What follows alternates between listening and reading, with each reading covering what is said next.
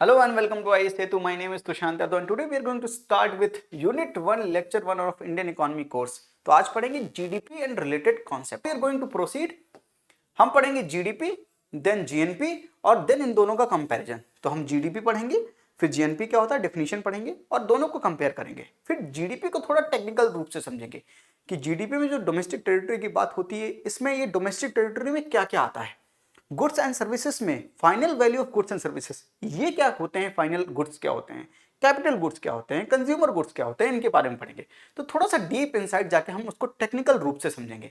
फिर हम real GDP और नॉमिनल जीडीपी के बारे में जानेंगे. तो जीडीपी मार्केट प्राइस पे क्या होती है एंड फैक्टर कॉस्ट पे क्या होती है ये भी समझेंगे. फिर जीडीपी डिफ्लेटर समझेंगे एंड देन हम बात करेंगे वी शेप्ड जीडीपी रिकवरी की. तो इस बार के बजट में वी शेप्ड जीडीपी रिकवरी की बात की गई है. भाई क्या होती है वी शेप जीडीपी रिकवरी, इसके बारे में बात करेंगे. देखिए 2020-21 में जीडीपी की जो ग्रोथ रेट है -7.7% है और ये प्रिडिक्ट किया जा रहा है कि 2021-22 में ये 11% से जीडीपी ग्रो होगी. तो वी शेप्ड रिकवरी होगी. तो इसके बारे में हम पूरा एनालिसिस करेंगे. तो आइए स्टार्ट करते हैं जीडीपी से. Gross domestic product, gross domestic product, इसको हिंदी में बोलते हैं सकल घरेलू उत्पाद. हिंदी वालों के लिए सकल घरेलू उत्पाद. इसके नाम में ही समझिए इसका मतलब क्या है. तो सबसे अच्छी तरीका होता है किसी भी कॉन्सेप्ट को समझने का कि उसके नाम में ही मतलब ढूंढने लगे. ग्रॉस डोमेस्टिक प्रोडक्ट, ग्रॉस का मतलब होता है कुल मिलाकर, यानी किसकी बात करता है, एग्रीगेट की बात करता है. डोमेस्टिक मतलब होता है कि घर की बात कर रहा है, यानी घर की बाउंड्री की बात कर रहा है. और हमारा घर क्या है, इंडिया. तो इंडिया की डोमेस्टिक टेरिटरी क्या है, इंडिया की जो घर की बाउंड्री है वो इंडिया की डोमेस्टिक टेरिटरी है. यानी डोमेस्टिक की बात कर रहा है, यानी किसकी बात कर रहा है, domestic territory of a nation की बात हो रही है. एंड तीसरी चीज है प्रोडक्ट. प्रोडक्ट का मतलब या तो वो गुड्स हो सकते हैं या तो वो सर्विसेज हो सकते हैं. यानी किसान जो है आलू का प्रोडक्शन कर रहा है, दैट इज गुड. एंड एक नाई जो है आपके बाल काट रहा है, दैट इज सर्विस. तो गुड्स एंड सर्विसेज का प्रोडक्शन हो रहा है. अब जीडीपी की डेफिनेशन सुनिएगा. जीडीपी की डेफिनेशन है the total final value of goods and services that has been produced within the domestic territory of a nation in 1 year, that is known as GDP of that year. तो क्या मैंने बोला आपको, मैं आपको समझाता हूं. मान लीजिए ये इंडिया की डोमेस्टिक टेरिटरी है. तो ये इंडिया है हमारा और ये इंडिया की डोमेस्टिक टेरिटरी है. अब इस टेरिटरी के भीतर गुड्स एंड सर्विसेज का प्रोडक्शन हो रहा है, यानी किसान आलू भी प्रोड्यूस कर रहा है और नई बाल भी काट रहा है. समझ रहे हैं. आप पूछ रहे होंगे गुड्स एंड सर्विसेज का प्रोडक्शन कर कौन रहा है. देखिए इंडियंस भी कर सकते हैं और फॉरेनर्स भी कर सकते हैं, पर हमारी कंडीशन यहां पर क्या है, इस डोमेस्टिक टेरिटरी के भीतर होना चाहिए. तो इस डोमेस्टिक टेरिटरी के अगर भीतर इंडियंस है या फॉरेनर्स है, वो दोनों हो सकते हैं. उन दोनों के द्वारा किया गया हुआ गुड्स एंड सर्विसेज का प्रोडक्शन. ठीक है. तो डेफिनेशन क्या है कि भारत की बाउंड्री के भीतर the total final value of goods and services that has been produced in 1 year. तो एक साल में, और वो ईयर क्या हो सकता है, या तो वो अकाउंटिंग ईयर हो सकता है या वो फाइनेंशियल ईयर हो सकता है. तो वो ईयर कुछ भी हो सकता है. तो किसी भी एक वर्ष में भारत की सीमा के भीतर जितना भी टोटल गुड्स एंड सर्विसेज का प्रोडक्शन किया जाएगा उसे भारत का ग्रॉस डोमेस्टिक प्रोडक्ट कहेंगे. Very simple and very easy. ठीक है. तो इसकी डेफिनेशन लिख लीजिए. The total final value of goods and services that has been produced within the domestic territory of a nation in 1 year is known as GDP of that nation. ठीक है. तो अगर जीडीपी ये है तो जीएनपी क्या है, जीएनपी मतलब ग्रॉस नेशनल प्रोडक्ट.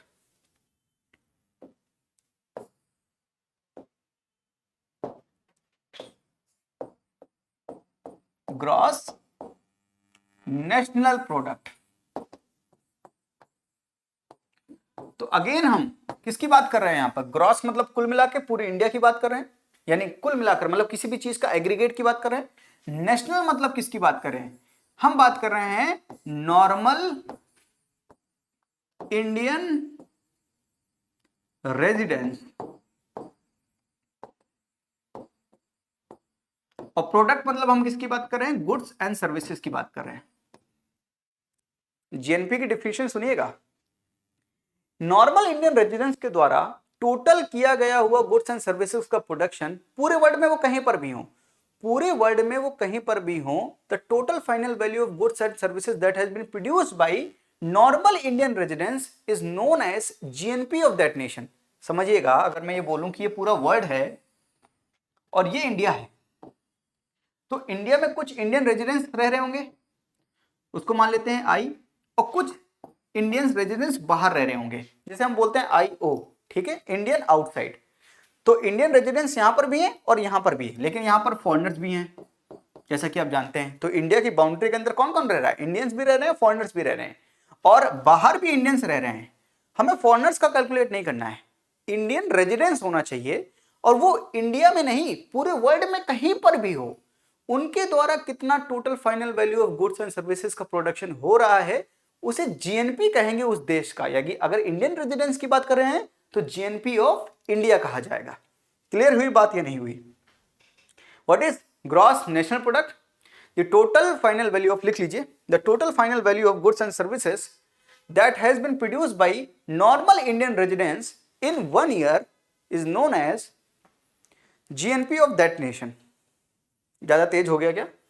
फिर से बोल देता हूं, the total final value of goods and services that has been produced by normal Indian residents in 1 year is known as GNP of that nation।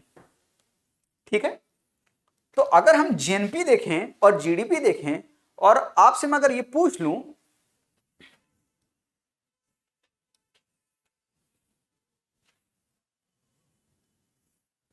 अगर मैं आपसे ये पूछ लूं कि आप मुझे ये बताइए कि अगर मैंने आपको GDP दे दी और मैंने आपसे कहा कि जीएनपी फाइंड कीजिए, तो आप कैसे फाइंड करेंगे? आपके पास यही सब है, आई है, एफ है, इसको FI लिख सकते हैं आप, फॉरेनर्स इन इंडिया, ठीक है, आई है, FI है, IO है। मैं कह रहा हूं जीडीपी में इनको कैसे अरेंज करें ताकि जीएनपी निकल आए? बताइए, आप कमेंट बॉक्स में लिखिए, कैसे अरेंज करें? देखिए, समझिए, यहां पर ये जीडीपी है, जीडीपी में किसका है? इंडियंस भी और फॉरेनर्स भी, जो इंडिया की टेरिटरी के अंदर रह रहे हैं। तो कौन कौन? भारत की टेरिटरी के अंदर जो रह रहे हैं वो इंडियंस भी है, फॉरेनर्स भी हैं। तो अगर हमें केवल इंडिया की टेरिटरी के भीतर अगर इंडियंस का जानना है तो इन फॉरेनर्स को माइनस कर दें। तो जीडीपी में अगर फॉरेन आउट इंडियन जो इंडिया में है, फॉरेनर्स इन इंडिया, माफ कीजिएगा, जीडीपी में अगर माइनस कर दें हम, जो फॉरेनर्स इंडिया में कंट्रीब्यूट कर रहे हैं उसको माइनस कर दें, तो इससे क्या बचेगा? इंडियंस जीडीपी में कितना कंट्रीब्यूशन कर रहा है, इससे क्या बचेगा? इससे क्या बचेगा? इंडियंस का कंट्रीब्यूशन जीडीपी में। तो इंडियंस जो इंडिया में रह रहे हैं उनका कंट्रीब्यूशन जीडीपी में कितना है, और अगर हम जो इंडिया बाहर रह रहे इंडियंस आउटसाइड उनको ऐड करते हैं, तो केवल पूरे वर्ल्ड में इंडियंस के द्वारा कितना प्रोडक्शन किया गया हुआ है ये पता चल जाएगा। इसे हम जीएनपी कहेंगे। तो क्या है भाई, जीडीपी में आप इंडिया के अंदर जो फॉरेनर्स रह रहे हैं उनको माइनस कर दीजिए, तो इंडिया में इंडियंस कितने बचे वो पता चल जाएगा, उनका कंट्रीब्यूशन पता चल जाएगा, और बाहर जो इंडियंस हैं उनका कंट्रीब्यूशन ऐड कर लीजिए, तो आपको पूरे इंडियन रेजिडेंट्स के द्वारा कितना प्रोडक्शन किया गया है ये पता चल जाएगा। तो वो क्या है? GNP of that nation. ये क्लियर हुआ आपको? अब देखिए, इसी को हम क्या बोलते हैं?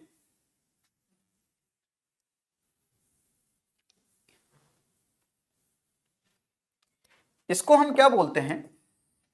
Net factor income from abroad.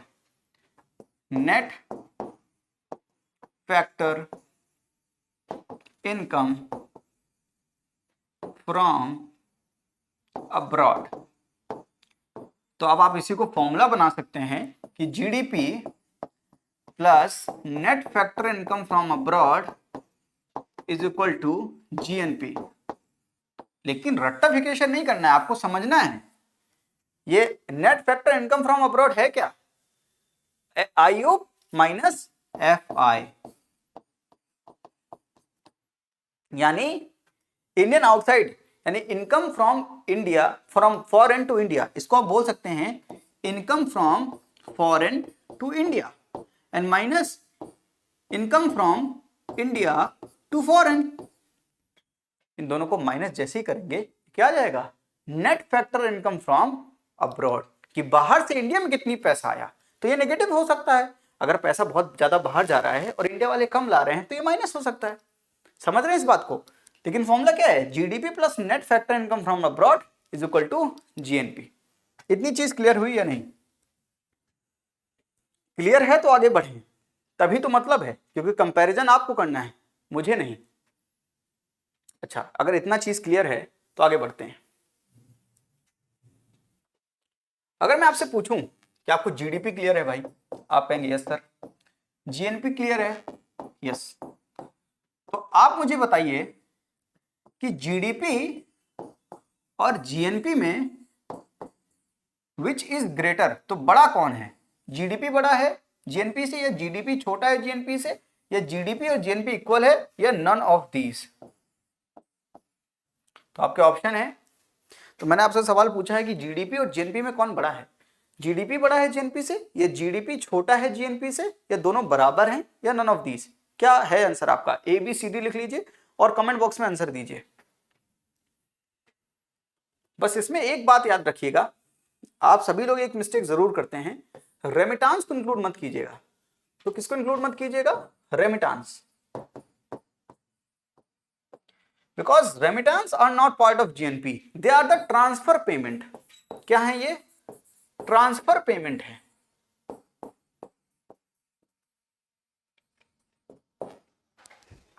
अब बताइए आंसर। अब तो इजी कर दिया भाई आपके लिए। क्या होगा आंसर? इंडिया के केस में पूछ रहा हूं कि जीडीपी और जीएनपी में कौन बड़ा होगा। आंसर क्या है? GDP will be greater than GNP. तो जीडीपी बड़ा होगा जीएनपी से।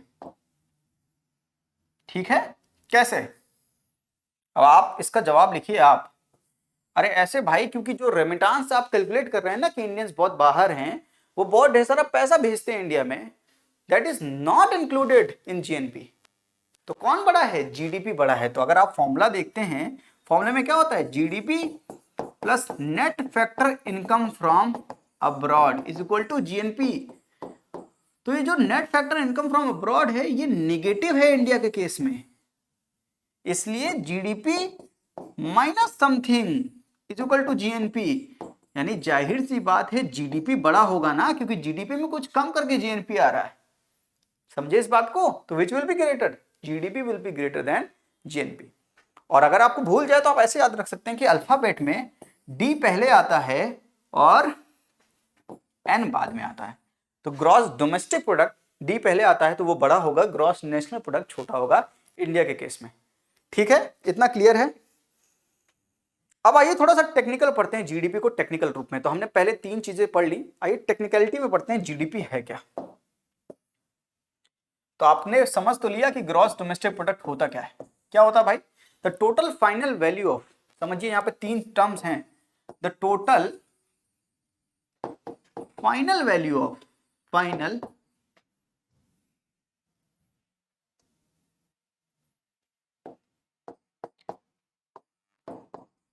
Value of goods and services produce with in the domestic territory, domestic territory. ठीक है? इन 1 ईयर, तो जो 1 ईयर है that is for our case is financial year.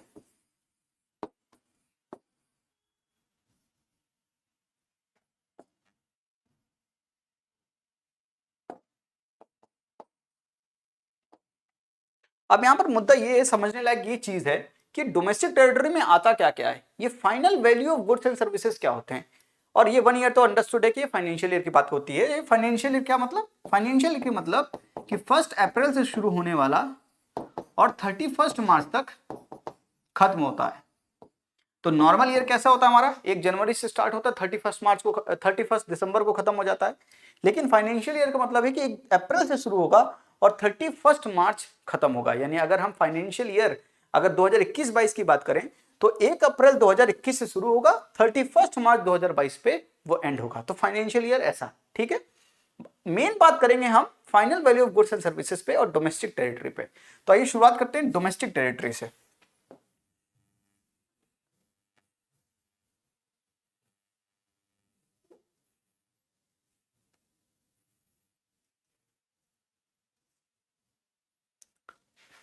या तो मैं इसको हटा ही देता हूं।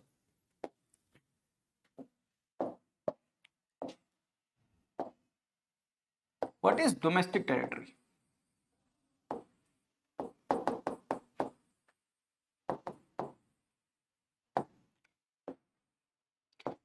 इंडिया की डोमेस्टिक टेरिटरी में क्या क्या आएगा? देखिए पहला वेरी ऑब्वियस, बताइए आप लोग, land and sea boundary.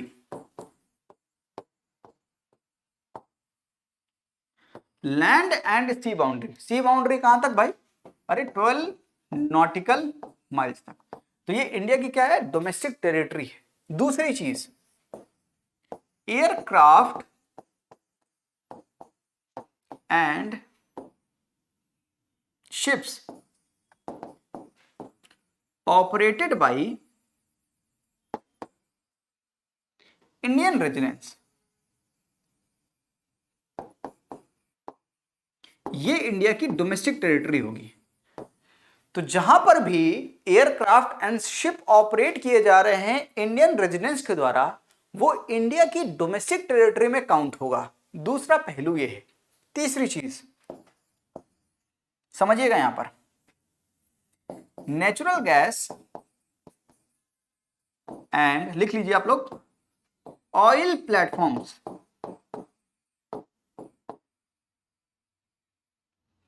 Operated by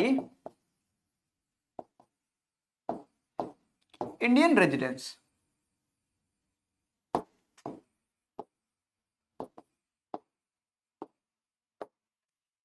तीसरी चीज क्या है कि जहां जहां पर भी हमारे नेचुरल गैस या ऑयल प्लेटफॉर्म्स होंगे और वो इंडियन रेजिडेंट्स के द्वारा ऑपरेट होंगे, that territory will be included in the domestic territory of a nation. तो इंडिया की डोमेस्टिक टेरिटरी में ये भी होगा। तो ये तो आप सब लोग जानते हैं कि लैंड एंड सी बाउंड्री होता है, एयरक्राफ्ट एंड शिप ऑपरेटेड, ये थोड़ा सा टेक्निकल है, इसको समझिए, and natural gas and oil from platforms operated by Indian residents. And चौथी चीज है एम्बेसी एंड कॉन्सुलेट्स। लिख लीजिए पहले आप, इसको लिखिए, फिर मैं वन बाय वन आपको एक्सप्लेन करता हूं। लिखिए इस चीज को।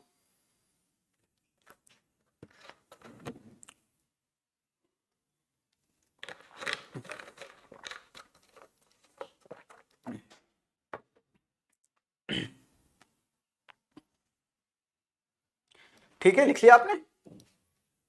ओके, आइए समझते हैं कुछ चीजें यहां पर। तो बाकी चीज तो आप समझ गए होंगे, पहला समझ गए होंगे, land and sea boundary, aircraft and ship operated by Indian residents, ये भी एकदम अंडरस्टूड है। तीसरा natural gas and oil platforms, ये भी अंडरस्टूड है। एम्बेसी एंड कॉन्सुलेट को थोड़ा समझते हैं। देखिए, मान लीजिए this is United states of America और वहां पर ये इंडियन एम्बेसी है। ये क्या है? इंडियन एम्बेसी है। तो कंट्री की एम्बेसी तो होती है, आप जानते हैं इस चीज। अब इंडिया की डोमेस्टिक टेरिटरी होगी क्या? जो ये इंडियन एम्बेसी होगी अमेरिका में, ये लिखा है मैंने। तो what is domestic territory of India? Land and sea boundary, aircraft and ship operated by Indians, Indian residents, natural gas and oil platforms and embassy. तो इंडिया की एम्बेसी जहां जहां पर भी होगी वो इंडिया की डोमेस्टिक टेरिटरी होगी। तो अगर ये यूएसए है और यूएसए में ये इंडियन टेरिटरी है, तो ये इंडिया की डोमेस्टिक टेरिटरी में काउंट होगा। तो यहां पर कोई भी रह रहे हों, इंडियंस रह रहे हो, अमेरिकन रह रहे हो, यूरोपियंस रह रहे हो, कुछ कोई भी यहां पर रह रहे होंगे, उनके द्वारा जितना भी गुड्स एंड सर्विसेज का प्रोडक्शन किया जाएगा वो इंडिया के जीडीपी में काउंट होगा। अरे क्यों काउंट होगा भाई? क्योंकि ये ग्रॉस डोमेस्टिक प्रोडक्ट है, डोमेस्टिक टेरिटरी की बात होगी। और ये इंडियन एम्बेसी जो अमेरिका में है वो इंडिया की डोमेस्टिक टेरिटरी है। इसलिए यहां पर जितना भी कंट्रीब्यूशन होगा, गुड्स एंड सर्विसेज का प्रोडक्शन होगा, उसकी टोटल फाइनल वैल्यू वो क्या होगी? इंडिया की जीडीपी में काउंट होगी। समझे या नहीं? समझ आया या नहीं? अच्छा, ये अगर आपको समझ में आ गया तो एक क्वेश्चन का जवाब दीजिए आप।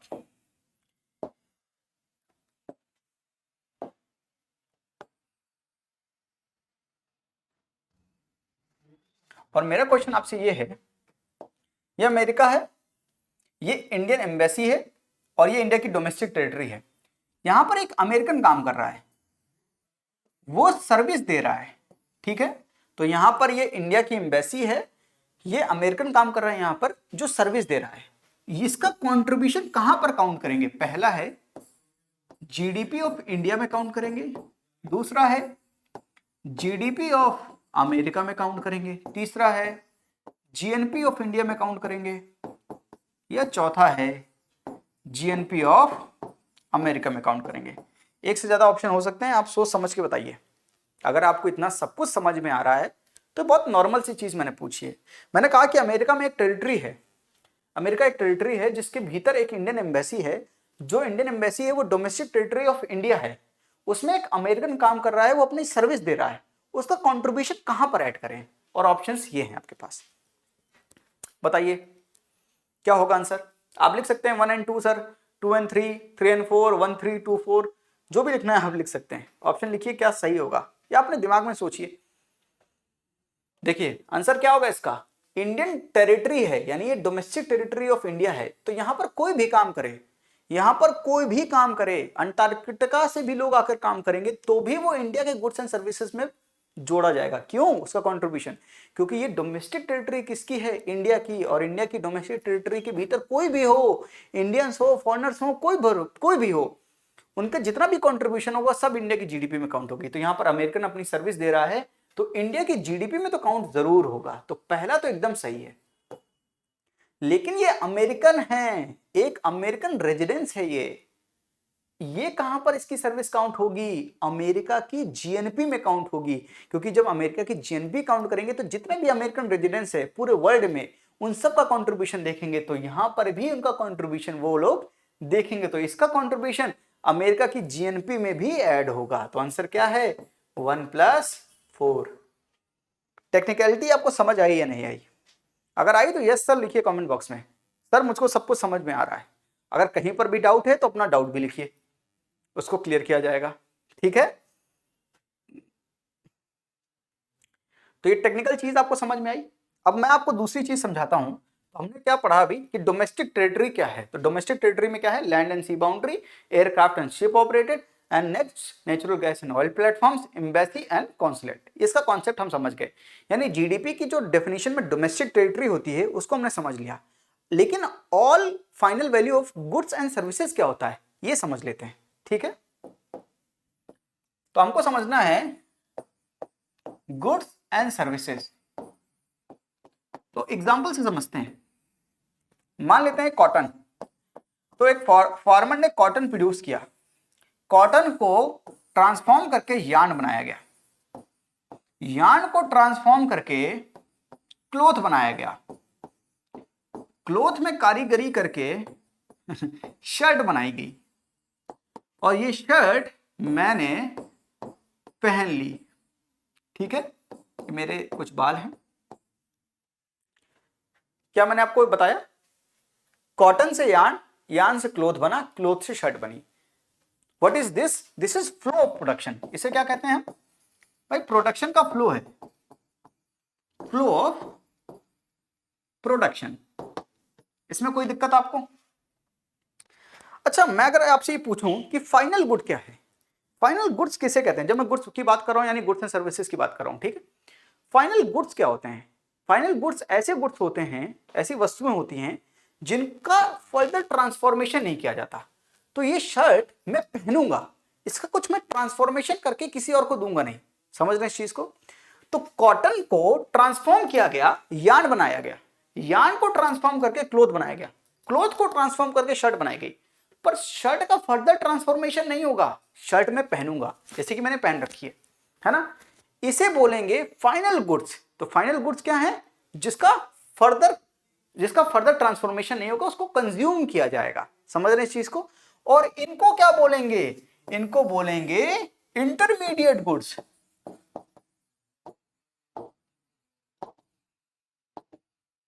आपको ये दो चीजें समझ आई है नहीं? इंटरमीडिएट गुड्स क्या है और ये फाइनल गुड्स क्या है।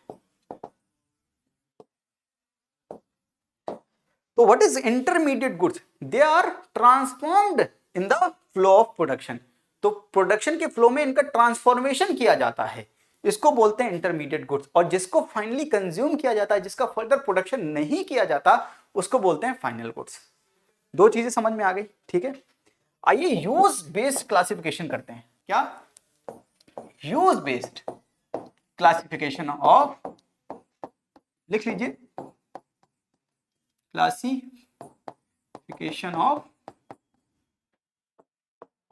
Goods and services. Use based classification, पहला होगा कंज्यूमर गुड्स, दूसरा है कैपिटल गुड्स, एंड तीसरा है इंटरमीडिएट गुड्स।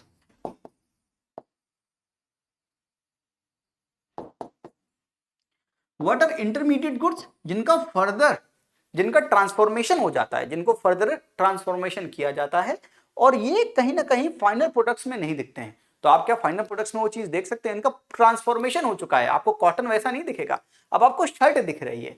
शर्ट क्या है? फाइनल गुड्स है। और ऐसे गुड्स क्या है जो कंज्यूम हो जाते हैं ड्यूरिंग द प्रोसेस, उसे बोलते हैं इंटरमीडिएट गुड्स। ठीक है, ये समझ चुके हैं। अब फाइनल गुड्स में दो तरह के गुड्स होते हैं, दीज आर फाइनल गुड्स। या तो वो कंज्यूमर गुड्स हो सकते हैं, या तो वो कैपिटल गुड्स होते हैं। कंज्यूमर गुड्स क्या है? जैसे कि शर्ट, ये फाइनली कंज्यूमर ने कंज्यूम की यानी पहनी, उसे बोलेंगे consumer goods. And what is capital goods? Capital goods का मतलब machines. Machines are also final goods. Why? देखिए मशीन्स जो होती हैं they are the capital goods and which are final goods. Capital goods क्यों? क्योंकि ये क्या करेगी, ये आपके further production of goods and services में हेल्प करेगी। तो without getting consumed in the process, किसी भी प्रोसेस में कंज्यूम नहीं होगी पूरी तरह से, बल्कि लॉन्ग ड्यूरेशन पीरियड के लिए चलेगी और आपके फ्लो ऑफ प्रोडक्शन में आपकी हेल्प करेगी to produce further goods and services. ऐसे गुड्स को हम बोलते हैं capital goods. What are capital goods? That helps in the flow of production without getting consumed in it. तो उसमें कंज्यूम नहीं होते हैं, वो further production of goods and services में हेल्प करते हैं। ऐसे गुड्स को हम बोलते हैं कैपिटल गुड्स, जैसे कि machines. And what is consumer goods? Shirts. तो आपने कंज्यूम कर ली, आपने पहनने लगे उसको, ये किसी further production of goods and services में हेल्प नहीं कर रही है। तो वो फाइनल गुड्स। तो यहां पर हमने बात की थी ना, तो total value of final goods and services. तो फाइनल गुड्स एंड सर्विसेज में फाइनल गुड्स कौन से होंगे? कंज्यूमर गुड्स होंगे या तो कैपिटल गुड्स होंगे। इंटरमीडिएट गुड्स को काउंट हम नहीं करेंगे। समझे इस बात को? तो जीडीपी की डेफिनेशन में क्या पढ़ा था? The total value of final goods and services that has been produced within the domestic territory of a nation in 1 year is known as GDP. तो 1 ईयर समझ गए हम, फाइनेंशियल ईयर, दैट इज हमने ये समझा कि domestic territory क्या है, गुड्स एंड सर्विसेज समझ रहे थे, जिसमें हम फाइनल गुड्स को समझा हमने। वो कौन कौन से हो सकते हैं? या तो कंज्यूमर गुड्स हो सकते हैं, या तो कैपिटल गुड्स हो सकते हैं। समझ आई इस बात को? समझा आप लोगों ने? ठीक है। ये यूज्ड बेस्ड क्लासिफिकेशन क्यों है? क्योंकि इनके यूज के हिसाब से हमने इनको क्लासिफाई किया है। इतनी चीज समझ में आई आपको? चलिए बहुत बढ़िया। तो आई थिंक आपको जीडीपी क्लियर हो गई होगी। The total final value of goods and services that has been produced within the domestic territory of a nation in 1 year is known as GDP of that nation. इतनी बार मैंने ही बोल दिया कि आपको रट गया होगा अभी तक, है ना?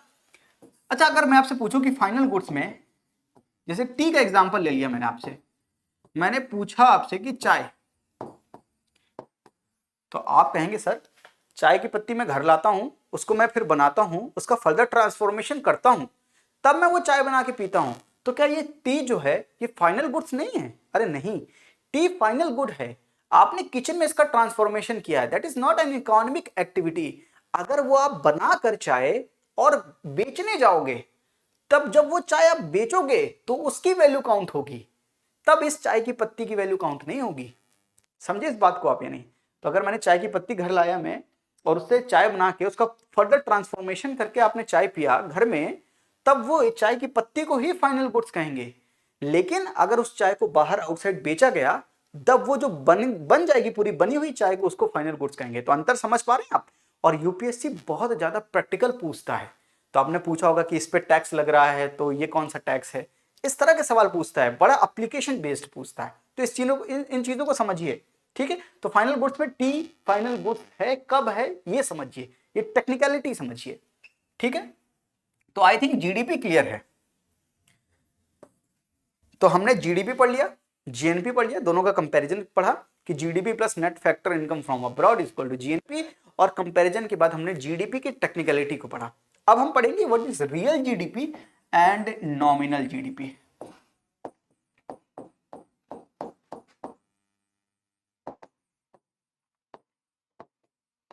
Real GDP and nominal GDP. तो व्हाट इज रियल जीडीपी, दोनों चीज समझेंगे। देखिए जीडीपी को हम दो तरीके से लिख सकते हैं, हम जीडीपी को रियल जीडीपी भी मानते हैं, या इसी को हम बोलते हैं जीडीपी एट बेस प्राइस, या बेस ईयर बोलते हैं, या बेस ईयर बोल लीजिए आप, या आप इसी को बोल लीजिए जीडीपी एट कांस्टेंट प्राइस। इन सब का मतलब एक है। एक तरह की जीडीपी होती है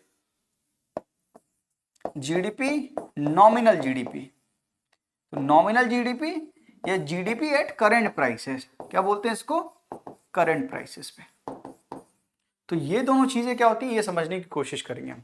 तो लिख लीजिए इसको एकदम एज इट इज लिख लीजिए। जीडीपी रियल जीडीपी क्या है, बेस प्राइस पे क्या होती है, बेस ईयर पे क्या होती है, कांस्टेंट प्राइस पे क्या होती है, एकदम सेम बात है। और जीडीपी नॉमिनल बोले या करंट प्राइस पे बोले एकदम सेम बात है, ठीक है। अब वन बाय वन समझेंगे इनको, तो वन बाय वन हम इनको समझेंगे, एग्जाम्पल से समझेंगे, ठीक है। तो एग्जाम्पल में मैंने क्या किया है, ये इंडिया रखा है, और फॉर सिंप्लिसिटी मैंने क्या किया है, गुड्स एंड सर्विसेज में मैंने दो ही गुड्स को अज्यूम किया है, ए और बी, ठीक है। तो इंडिया में केवल ए और बी दो ही गुड्स प्रोड्यूस हो रहे हैं, कोई सर्विस नहीं है। मान लेते हैं अभी हाइपोथेटिकल सिचुएशन है कि इंडिया की डोमेस्टिक टेरिटरी के भीतर केवल ए और बी का प्रोडक्शन हो रहा है, ठीक है। मान लेता हूं मैं बेस ईयर 2011-12 है, समझिएगा इस चीज को। बेस ईयर क्या है 2011-12। मैंने सोचा कि चलो जीडीपी में 2011-12 में कैलकुलेट करता हूं, चलिए मैं कैलकुलेट कर लेता हूं भाई जीडीपी 2011-12 में। तो कैसे कैलकुलेट होता है, टोटल फाइनल वैल्यू है ना, तो ए और बी दो प्रोडक्ट हैं, मैं क्या करूंगा ए दो पी का प्राइस क्या है और क्वांटिटी क्या प्रोड्यूस हुई है, अगर ये पता कर लूंगा तो इसकी वैल्यू पता कर लूंगा, है ना। तो मैं मान लेता हूं कि ए का प्राइस 10 है और क्वांटिटी 10 प्रोड्यूस हुई है, बी का प्राइस 20 है और क्वांटिटी 20 प्रोड्यूस हुई है। तो टोटल वैल्यू कैसे निकालेंगे, ए की टोटल वैल्यू क्या होगी, प्राइस इंटू क्वांटिटी, यानी 100 रुपीज, और इसकी होगी 400 रुपीज। तो अगर मैं जीडीपी निकालूं कितना आया 500 रुपीज, यानी total final value of goods and services कितनी 500 रुपए की प्रोड्यूस किया गया है एक साल में। कौन से साल में, 2011-12 फाइनेंशियल ईयर में, ठीक है। तो 2011-12 में जीडीपी ये निकल के आई। अब समझिएगा मैं 2020-21 की बात करता हूं, तो मैं बात करता हूं 2020-21 की, इसको याद रखिएगा आप। मैं इसको यहां पर लगा देता हूं, ठीक है, इसको इरेज कर देते हैं। अब मैं 2020-21 की बात कर रहा हूं, कोविड सिचुएशन है ना, उससे कोई लेना देना नहीं है। 2020-21 में मैं दो तरह से जीडीपी कैलकुलेट करना चाहता हूं। मैं एक तरह से जीडीपी ऐसे कैलकुलेट करूंगा कि उस ए और बी के प्राइस, ए और बी का प्राइस, क्वांटिटी क्या प्रोड्यूस हुई है 2020-21 में रखूंगा, और प्राइस में मैं दो तरीके की प्राइस लेना चाह रहा हूं। तो क्वांटिटी 2020-21 में जो प्रोड्यूस होगी वो लूंगा, लेकिन प्राइस जो होगा मैं दो तरीके से प्राइस लेना चाह रहा हूं, समझिएगा इस चीज को। एक बार मैं वो प्राइस लेना चाह रहा हूं जो बेस ईयर पे था, बेस ईयर 2011 पे जो उसका प्राइस था वो प्राइस से मैं कैलकुलेट करूंगा। एक वो प्राइस से कैलकुलेट करूंगा जो 2020-21 में प्राइस होगा, ठीक है। ये आपको दिख नहीं रहा क्या, ऐसे कर लेते हैं। तो मैं दो तरीके से कैलकुलेट करने वाला हूं जीडीपी। एक मैं प्राइस लूंगा 2011-12 का और एक मैं प्राइस लूंगा 2020-21 का। तो मान लेते हैं एक की जो क्वांटिटी है वो प्रोड्यूस हुई है, इसका प्राइस कौन सा है 10 वाला एंड 20। तो बेस ईयर में ए का प्राइस था 10 और बी का प्राइस था 20, और क्वांटिटी जो प्रोड्यूस हुई है वो यहां पर 20 हुई है और यहां पर 25 हुई है। तो टोटल जीडीपी कितनी निकल के आई 200 प्लस 500 यानी 700। तो जीडीपी 2020-21 पे कितनी निकल के आई है 700 रुपए, जब हमने प्राइस कब के लिए हैं 2011-12 के। दूसरा फॉर कैलकुलेशन सेक मैं लेना चाह रहा हूं ये 15 और ये 20, तो क्वांटिटी वही है 2020-21 में, और इसको मैं 24 रखना चाह रहा हूं। तो जीडीपी निकालेंगे, ये कैलकुलेशन पर्पज से मैंने थोड़ा सा डेटा ऐसे लिया है, तो ये 300 होगा और ये कितना होगा 600, तो होगा कुछ 900 की जीडीपी। ठीक है, इसको देखिए आप, इतना समझ रहे हैं आप? इस पूरे फिगर को आप देखिए, आराम से एनालाइज कीजिए। तो मैंने अभी तक क्या किया है, फॉर सिंप्लिसिटी मैंने ए और बी दो प्रोडक्ट्स माने हैं और मैं उनके हिसाब से जीडीपी कैलकुलेट कर रहा हूं। तो 2011-12 में मैंने कैलकुलेट किया तो जीडीपी 500 रुपए आई। अब मैं 2020-21 में जीडीपी कैलकुलेट कर रहा हूं। 2020-21 में जीडीपी मैंने कैलकुलेट किया, एक बार मैंने प्राइस जो रखे मैंने बेस ईयर के प्राइस रखे, तो इसमें जो मैंने प्राइस रखा है वो बेस ईयर का प्राइस है। क्वांटिटी तो 2020-21 में प्रोड्यूस हुई है वो रखा है। इसमें जो प्राइस रखा है मैंने, जो इस समय का प्राइस है वही रखा है, यानी 2020 में। अब यहां से यहां कुछ इन्फ्लेशन हुआ होगा, महंगाई बढ़ी होगी, उनके गुड्स एंड सर्विसेज में चेंज हुआ होगा, उसके प्राइस में चेंज हुआ होगा, माफ कीजिएगा, उस पे जो चेंज प्राइस है मैंने उसको रखा है, यानी 15 और 24 रुपए। ठीक है, और तब मैंने जीडीपी कैलकुलेट की तो 900 रुपए आए। जब मैंने बेस ईयर पे जीडीपी निकाली, बेस ईयर के प्राइस को लेके, इसको बोलते हैं रियल जीडीपी,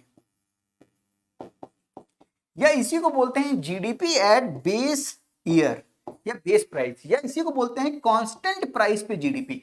भाई कांस्टेंट प्राइस क्यों? क्योंकि आपने प्राइस कहां का कांस्टेंट लिया है, 2011-12 का। तो इस जीडीपी को बोलते हैं रियल जीडीपी, और इसे बोलते हैं नॉमिनल जीडीपी। क्यों? क्योंकि इसमें हमने प्राइस लिया है 2020-21 का, जिस फाइनेंशियल ईयर की काउंटिंग कर रहे हैं उसी फाइनेंशियल ईयर के प्राइस लिए हैं, तो इसको बोलते हैं जीडीपी नॉमिनल जीडीपी या GDP at current price. Current price क्यों? क्योंकि करंटली क्या प्राइस चल रहे हैं उस प्राइस पे निकाला है। फर्क देखिए आप, जब हमने केवल रियल जीडीपी निकाली, और हमने रियल जीडीपी निकाला 700 रुपए और 900 रुपए, यहां पर जो 500 से 700 के बीच का गैप है ये केवल इंक्रीज इन द प्रोडक्शन की वजह से।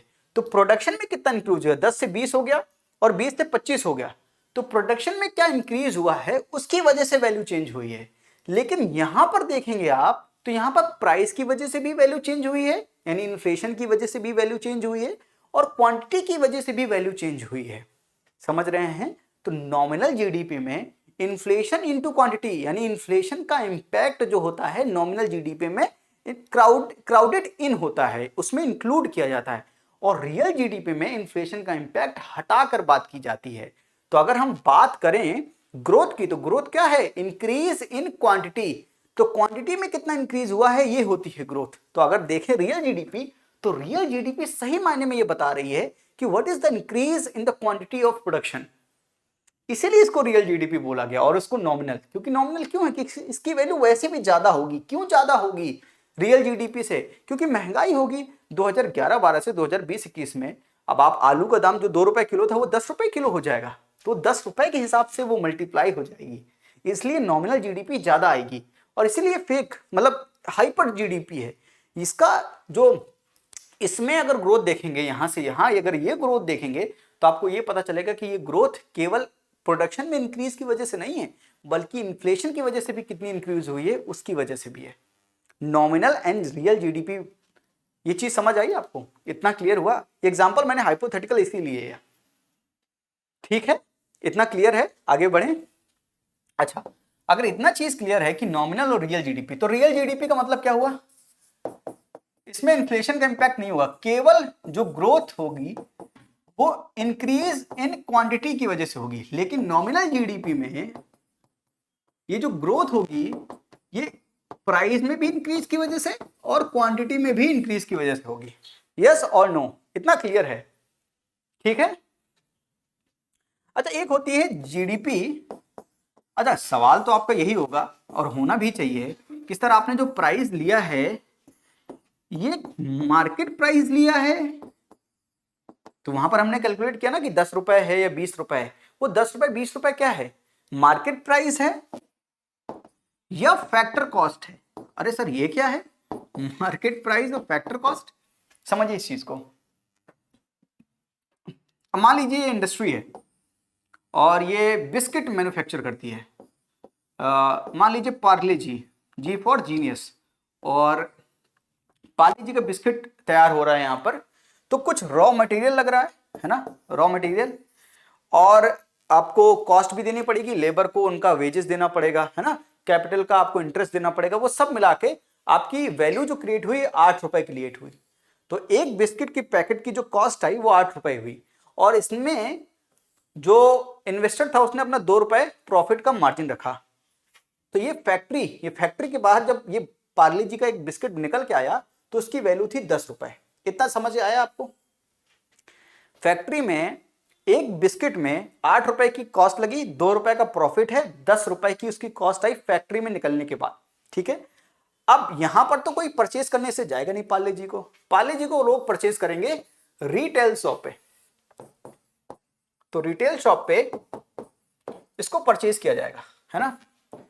अब रिटेल शॉप पे पहुंचाने के लिए गवर्नमेंट की रोड का यूज करोगे आप या गवर्नमेंट इंफ्रास्ट्रक्चर का यूज करोगे? तो गवर्नमेंट कहेगी कि जो 10 रुपए है इस पर मैं टैक्स लगाऊंगी, जिसे आप जीएसटी कहते हैं, गुड्स एंड सर्विसेज टैक्स। तो उसने कहा कि मैं 2 रुपए का टैक्स लगाऊंगी, ठीक है। लेकिन गवर्नमेंट ने साथ में ये भी कहा कि पार्ले जी है बिस्किट, ये बिस्किट जो है जीनियस, लोगों को जीनियस बनाता है, ये इसके हेल्थ बेनिफिट्स हैं, इसलिए इसका प्रोडक्शन मतलब इसका कंजम्पशन बढ़े, इसके लिए हम सब्सिडी देते हैं आपको। और गवर्नमेंट ने कहा कि हम 1 रुपए की आपको सब्सिडी देते हैं। तो कितना हो गया? 10 2 12 और 1 गए 11 रुपए। ये 11 रुपए आपको इस रिटेल शॉप पे जब आप परचेज करने जाओगे तो आपको 11 रुपए पे करने पड़ेंगे इस बिस्किट को खरीदने के लिए। समझे इस बात को? समझे इस चीज को? तो जब ये फैक्ट्री से बिस्किट निकल के आया, इसकी जो कॉस्ट थी इसे बोलते हैं फैक्टर कॉस्ट। अरे एकदम सिंपल है ना, फैक्ट्री से निकल के आई जब उसकी कॉस्ट थी जो, वो थी फैक्टर कॉस्ट। फैक्टर कॉस्ट के बाद जो गवर्नमेंट ने इनडायरेक्ट टैक्स लगा दिया और सब्सिडी को आपने माइनस कर दिया, तो जो प्राइस निकल के आया वो प्राइस आपने रिटेल शॉप पे किया, तो मार्केट में वो प्राइस मिल रहा है, उसको क्या बोलेंगे? बिस्किट जब मार्केट में जिस प्राइस पे मिलेगा उसे क्या बोलेंगे? Market price. तो यहां पर जो मिलेगा उसको क्या बोलेंगे? Market price. What is factor cost and market price? It's very simple. समझ आया आपको? तो what is factor price? Factor cost क्या है? फैक्ट्री के निकलने के बाद जो कॉस्ट होती है। और व्हाट इज मार्केट प्राइस? तो अगर लिखना चाहूं तो लिख सकता हूं ना, फैक्टर कॉस्ट में आप इनडायरेक्ट टैक्स को ऐड कर दीजिए, सब्सिडी को माइनस कर दीजिए, तो जो प्राइस निकल के आएगा उसे हम मार्केट प्राइस बोलेंगे। यस और नो? तो जीडीपी पहले फैक्टर कॉस्ट पे कैलकुलेट की जाती थी, पर अभी जीडीपी जब कैलकुलेट की जाती है वो मार्केट प्राइस पे ली जाती है। तो जो आपको पी में लिख रहा था, वो जो 10 रुपए लिख रहा था, वो मार्केट प्राइस है गुड्स एंड सर्विसेज का। इतनी चीज क्लियर हुई है नहीं? यहां तक सब ठीक? सब कुछ ठीक समझ आ रहा है? GDP, real GDP, nominal GDP समझ में आया? जीडीपी मार्केट प्राइस पे और फैक्टर कॉस्ट पे क्या है ये समझ आया? And what is GDP deflator भाई? तो आपने देखा रियल जीडीपी होती है और नॉमिनल जीडीपी होती है, तो जीडीपी डिफ्लेटर अगर आपको निकालना हो, what is this? It's very simple, nominal GDP divide by real GDP into 100 and what's this? GDP deflator. और ये बताएगा कि जीडीपी डिफ्लेटर भाई, रियल जीडीपी में आपने इंक्रीज इन क्वांटिटी ली थी, प्राइस को कांस्टेंट रखा था, इसमें आपने इंक्रीज इन प्राइस भी लिया था और इंक्रीज इन क्वांटिटी भी ली थी। क्वांटिटी में इंक्रीज दोनों में कैंसिल होगा, केवल किसमें बचा? प्राइस में इंक्रीज। तो जीडीपी डिफ्लेटर क्या बताएगा कि कितना इन्फ्लेशन में इंक्रीज हुआ है। अगर हम सभी गुड्स एंड सर्विसेज को ले लें तो इंडिया में, इंडिया की डोमेस्टिक टेरिटरी के भीतर जितने भी गुड्स एंड सर्विसेज को प्रोड्यूस किया जा रहा है, उन सभी में कितना इन्फ्लेशन हो गया है, उन सभी की प्राइस में कितना इंक्रीज हो गया है, वो कौन बताएगा? GDP deflator.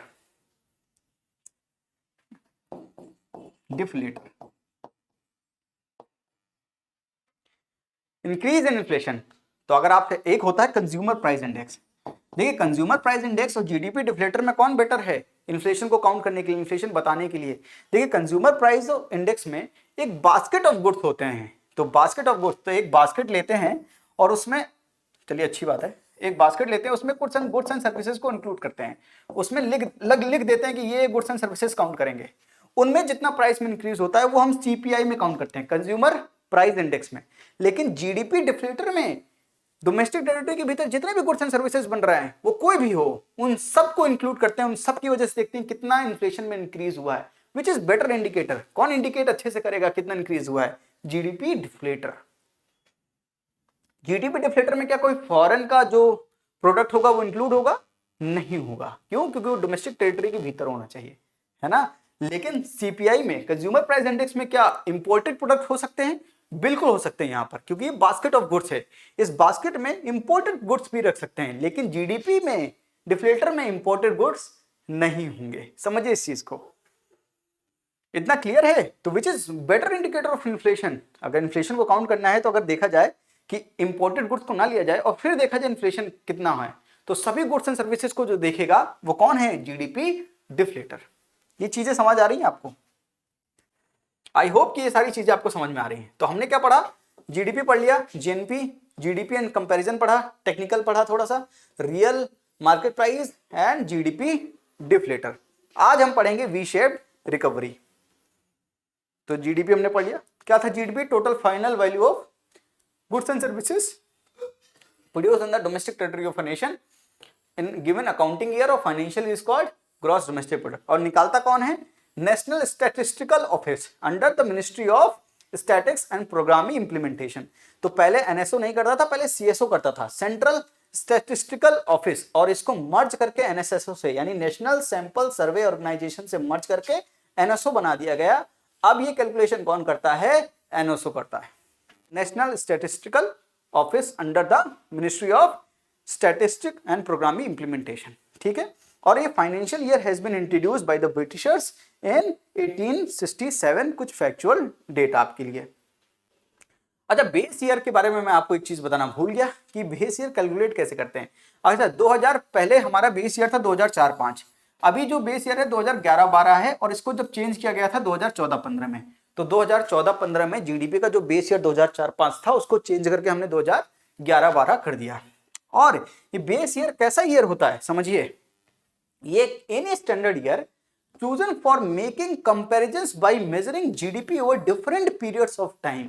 तो बेस ईयर को रखकर फिर हम डिफरेंट ईयर्स की जो जीडीपी को हम कैलकुलेट करते हैं, जो कि मैंने आपको दिखाया। और ये हम चूज कैसे करते हैं? ऐसा नॉर्मल ईयर होना चाहिए जिसमें कोई वॉर ना हो, कोई सूखा ना पड़े, या तो बम्पर प्रोडक्शन ना हो। तो ऐसा नॉर्मल ईयर हमको चूज करना पड़ेगा। तो अगर मैं आपसे सवाल पूछूं क्या 2020-21 को हम बेस ईयर मान सकते हैं कभी? बिल्कुल भी नहीं। क्यों? Covid situation, it's not a normal year. Covid ने बहुत बेकार मार मारी है और हेल्थ सर्विसेज को तो इंपैक्ट किया ही किया है, साथ में हेल्थ का जो इंपैक्ट था वो इकोनॉमी पे पूरा जाहिर है। -7.7% से इकोनॉमी ग्रो हुई है। तो आई होप आप इसको समझ पा रहे हैं कि बेस ईयर में कभी 2020-21 को बेस ईयर नहीं लिया जाएगा, because it's not a normal year. अब ये चीज है बिल्कुल बेहतरीन चीज।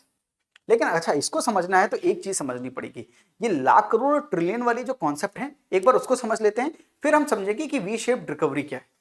तो एक बार वो और समझ लेते हैं।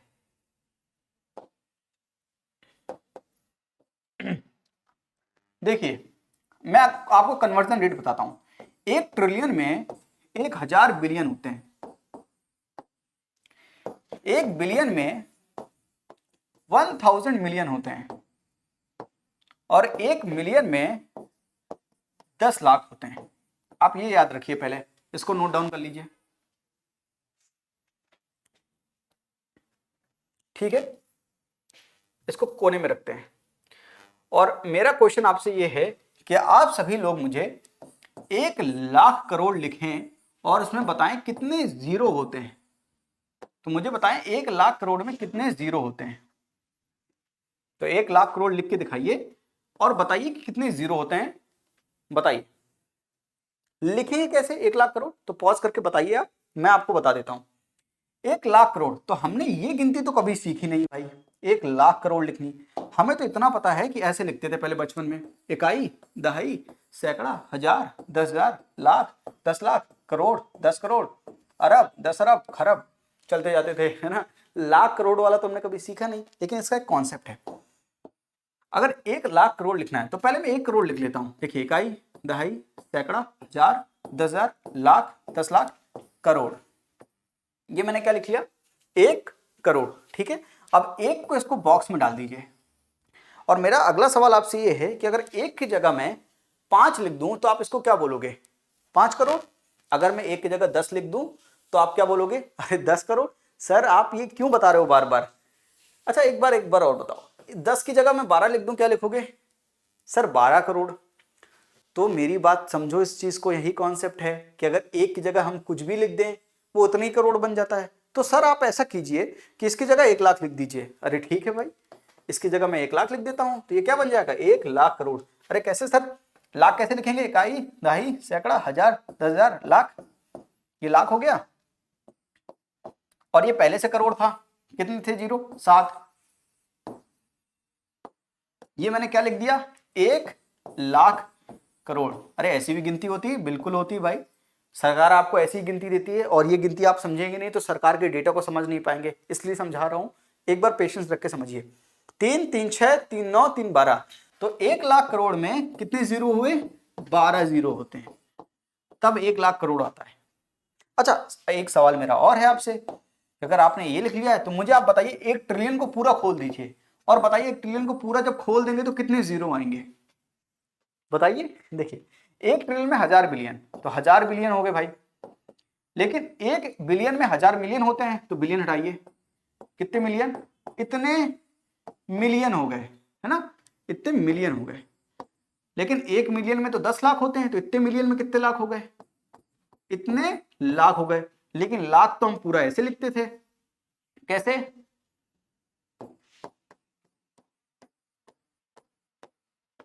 कितना आएगा पूरा? 10 की पावर 12, यानी इसमें भी 12 जीरो होंगे। यानी 1 ट्रिलियन, समझिए, 1 लाख करोड़ के बराबर है। ये मैं पढ़ाना चाह रहा हूं आपको। 1 ट्रिलियन 1 लाख करोड़ के बराबर है। तो अगर मैं आपसे कहूं कि भारत की जीडीपी जो नॉमिनल है वो अप्रॉक्स 3 ट्रिलियन डॉलर के बराबर है, 3 ट्रिलियन डॉलर के बराबर है, और मैं आपसे कहूं कि इसको लाख करोड़ बताओ, तो आप कैसे बताओगे? कि सर 3 इंटू कन्वर्जन रेट, अगर मैं मान लूं $1 इक्वल टू 70 रुपीज, तो क्या लिखोगे? 70 ट्रिलियन को क्या लिख सकते हो आप? 1 ट्रिलियन में 1 लाख करोड़, तो 3 ट्रिलियन में कितने लाख करोड़? इतने लाख करोड़ रुपए। रुपए क्यों? क्योंकि कन्वर्जन रेट लगा दिया आपने। तो ये कितना आएगा? 210 लाख करोड़ रुपए। बिल्कुल। तो अगर मुझे डॉलर में निकालना होता तो ये 3 ट्रिलियन डॉलर को मैं 3 लाख करोड़ डॉलर भी बोल सकता हूं, लेकिन 3 लाख करोड़ डॉलर को अगर हम कन्वर्ट करेंगे तो 70 से मल्टीप्लाई करेंगे, कितना आएगा? अप्रोक्स 210 लाख करोड़। तो जीडीपी नॉमिनल जो है अप्रोक्स 3 ट्रिलियन है, यानी 210 लाख करोड़ है। और अगर रियल जीडीपी की बात करें, रियल जीडीपी की बात करें 2020-21 की, तो समथिंग है 134 लाख करोड़। कितनी है? 134 लाख करोड़। अब समझिएगा, जो डेटा मैं आपको वी शेप्ड रिकवरी समझा रहा हूं, अब आपको ज्यादा समझ में आएगी। और ये लाख करोड़ का डेटा हमेशा याद रखिएगा, कंपैरिजन में बहुत यूज होता है। अगर मैं आपसे बोलूं आपकी सैलरी कितनी है, आप बोलो 12 लाख रुपए, लेकिन 12 लाख रुपए आपने जो बोले उसका कोई मतलब नहीं है, क्योंकि आपने ये तो बताया नहीं कि वो 1 दिन में है, कि 1 महीने में है, कि 1 साल में है, कि 10 साल में है ना? तो बेस पता होना चाहिए आपको। कंपैरिजन करने के लिए तो हर चीज को हम जीडीपी से कंपेयर करते हैं। तो आप बोलेंगे फिस्कल डेफिसिट 3.5% ऑफ जीडीपी है, 4.9% ऑफ जीडीपी है, करंट अकाउंट डेफिसिट इतना % ऑफ जीडीपी है, रेवेन्यू डेफिसिट हमारा इतना % ऑफ जीडीपी है। तो अगर आपको जीडीपी का लाख करोड़ का वैल्यू पता होगा, उतना % निकाल लीजिएगा, तो आपको एब्सोल्यूट नंबर्स में भी पता चलेगा कि कितने लाख करोड़ का जीडीपी है। तो एक्चुअल में कंपैरिजन तब आप कर पाओगे। समझ रहे इस पॉइंट को? अच्छा ये समझिए अब। तो ये रियल जीडीपी की फिगर देखिए, 2016-17 में रियल जीडीपी थी 123 लाख करोड़, 2017-18 में पहुंची हमारी 132 लाख करोड़। यानी कितना % का ये ग्रोथ रेट है? ग्रोथ रेट कैसे निकालते हैं? देखिए ग्रोथ रेट कैसे निकालेंगे? 132 माइनस 123 डिवाइड बाई 123 इंटू 100। तो यहां पर नहीं आएगा ये चीज, ओके कोई बात नहीं। तो अगर इन दोनों के बीच का ग्रोथ रेट निकालना है तो इन दोनों का सब्ट्रैक्ट कर दीजिए, कितना आएगा? सब्ट्रैक्ट करेंगे तो कितना आएगा? 7 2 9। 9 डिवाइड बाई 123 यानी इनिशियल कितना था, क्योंकि इनिशियल से ग्रोथ रेट निकालनी है, इनटू 100। ये जितनी ग्रोथ रेट होगी वो इन दोनों के बीच का ग्रोथ रेट होगी। तो कितने परसेंट ग्रो हुई जीडीपी? 7% ग्रोथ हुई। फिर 2017 से 2018-19 पहुंचे फाइनेंशियल ईयर, तो 140 लाख करोड़ की जीडीपी हो गई, यानी कितना का जंप है? 6.1% की ग्रोथ रेट है। 2019-20 में आए तो कितने परसेंट की ग्रोथ रेट है? 146 लाख करोड़, यानी 4.2% की ग्रोथ रेट है। और ये कोरोना टाइम 2020-21, तो 146 लाख करोड़, तो यहां से यहां तक तो जीडीपी ग्रो हो रही थी, लेकिन 146 लाख करोड़ से 134 लाख करोड़ पहुंच गई, यानी जीडीपी एक्चुअल में माइनस में चली गई, -7.7% का ग्रोथ रेट। कितना ग्रोथ रेट? -7.7% का ग्रोथ रेट। 146 लाख करोड़ की जीडीपी 134 लाख करोड़ में पहुंच गई, रिसेशन में चली गई जीडीपी। देखिए स्लोडाउन तो 2016-17 से वाजिब है। 8.3 से ग्रो हो रही थी, फिर 7 से ग्रो हुई, फिर 6.1 से ग्रो हुई, फिर 4.2 से ग्रो हुई, यानी जीडीपी की ग्रोथ रेट डिक्लाइन तो कर रही थी, लेकिन नेगेटिव में चली गई 2020-21 में। तो कोविड सिचुएशन ने इसको और ज्यादा एक्सेलरेट कर दिया, समझ रहे हैं इसको? तो इसको और ज्यादा सीवियर बना दिया। तो जीडीपी पहले से इकोनॉमी हमारी स्लो डाउन में जा रही थी, लेकिन रिसेशन में ले गया कोविड। तो 146 लाख करोड़ की जीडीपी है, उसको 134 लाख करोड़ पहुंचा दिया, -7.7% का ग्रोथ रेट। और इस बार के बजट में बोला गया, 2021-22 का जो बजट आया उसमें बोला गया कि अगले साल 149 लाख करोड़ तक पहुंच जाएगी जीडीपी, 11% का ग्रोथ रेट होगा। जीडीपी हमारी 11% से ग्रो करेगी, डबल डिजिट में ग्रो करेगी। लेकिन आप समझ रहे हैं, अगर इन दोनों के बीच का ग्रोथ रेट निकालना है तो हम क्या करेंगे? 149 और 134 का डिफरेंस लेंगे, 134 से डिवाइड करेंगे और फिर 100 करेंगे। आपने बेस कितना नीचे लिया है? 134 लाख करोड़ का बेस लिया है। 134 लाख करोड़ पे जब जीडीपी ग्रो होगी तो 11% से ग्रो हो रही है, बिल्कुल हो सकती है, तभी ये संख्या इतनी बड़ी आ रही है।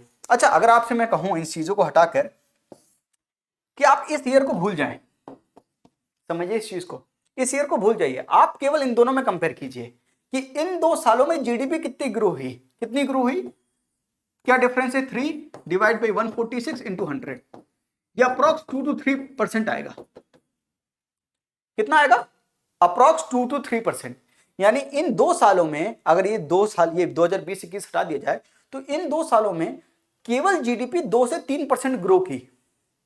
तो कोविड ने मार तो बहुत मारी है, इन 2 सालों में हमने केवल 2-3% ग्रो किया, लेकिन जो गवर्नमेंट कह रही कि 11% से जीडीपी ग्रो होगी, क्योंकि हमारा बेस बहुत नीचे पहुंच गया। तो जीडीपी का बेस बहुत नीचे पहुंच गया 134 लाख करोड़ पे। इसी को हम क्या बोलते हैं? Base effect. इसी को क्या बोलते हैं? Base effect. समझे इस चीज को? तो what is base effect? GDP का बेस बहुत नीचे चला गया है और उसकी वजह से कुछ ग्रोथ दिख रही है जो डबल डिजिट में है, 11% है, लेकिन एक्चुअल में क्या ये 11%, हाँ हम अच्छे से रिकवर कर रहे हैं, ये शो कर सकता है, पर जीडीपी डबल डिजिट में ग्रो हो रही है क्या? कितना एनालिसिस इसका कर पाएंगे? इसका एनालिसिस यही है कि इन 2 सालों में हम केवल 146 लाख करोड़ का पहले गुड्स एंड सर्विसेज का प्रोडक्शन करते थे, यानी भारत की डोमेस्टिक टेरिटरी के भीतर 146 लाख करोड़ का गुड्स एंड सर्विसेज का प्रोडक्शन हो रहा था 2019-20 में। 2021-20 में केवल 149 लाख करोड़ का प्रोडक्शन हो पाएगा, यानी केवल 3 लाख करोड़ का अंतर है। केवल 2 सालों में 2-3% बढ़ पाए, समझ रहे हैं? तो कोविड का इंपैक्ट बहुत सीवियर था, तो हेल्थ पे इंपैक्ट डाला और हेंस इकोनॉमी पे इसका इंपैक्ट बहुत ज्यादा है। तो सर्वे यही बोलता है। तो 11% का जीडीपी ग्रोथ रेट है, बिल्कुल है, लेकिन इसका बेस बहुत नीचे है, 134 लाख करोड़, इसलिए 11% दिख रहा है। तो वी शेप्ड क्यों? क्योंकि देखिए, अब वी शेप्ड समझिए, तो यहां से ऐसे आया 4.2 से नीचे एकदम -7 पहुंच गया। अब ये कह रहे हैं अगले साल एकदम 11 पहुंच जाएगा, तो ये क्या बना? वी। तो इसको क्या बोला उन्होंने? V shaped GDP recovery. Clear हुआ? एनालिसिस कर पाए आप लोग? समझ गए इस बात को? तो आप ये देख लीजिए, इस ग्राफ में भी मैंने यही शो किया है। तो कैसे वी शेप्ड है? पहले ऐसे स्लो तो पहले से हो रही थी, 7, 6.1, 4.2, नेगेटिव में चली गई। अब नेगेटिव में जाने के बाद फिर से 11%, तो GDP V shape GDP recovery. ठीक है, तो जीडीपी डिफ्लेटर मैंने आपको समझा दिया। इस क्लास में हमने समझा, जो हमने जीडीपी समझी क्या होती है, जीएनपी समझा, कंपैरिजन समझा, मार्केट प्राइस पे जीडीपी निकालते हैं हम, फैक्टर कॉस्ट पे निकालते, पहले निकालते थे, और रियल जीडीपी, नॉमिनल जीडीपी होती क्या है, किस तरह से हम जीडीपी डिफ्लेटर को क्या जीडीपी डिफ्लेटर होता है, और वी शेप्ड रिकवरी जो बजट में बात की गई उसके बारे में हमने बात की, और पूरा एनालिसिस किया इस चीज का। ठीक है, आई होप ये लेक्चर आपको पसंद आया होगा। अगर पसंद आया तो hit the like button. Thank you. अगले लेक्चर में जब हम मिलेंगे तो हम पढ़ेंगे क्या कि मेथड ऑफ जीडीपी कैलकुलेशन, कि जीडीपी को कैसे कैलकुलेट करते हैं, प्रोडक्शन मेथड, एक्सपेंडिचर मेथड, ये मेथड समझेंगे, इनकम मेथड, तो ये सारे मेथड समझेंगे और जो बाकी कुछ है उन सबको कवर करेंगे। तो आज के लिए इतना ही। थैंक यू, नमस्ते, जय हिंद।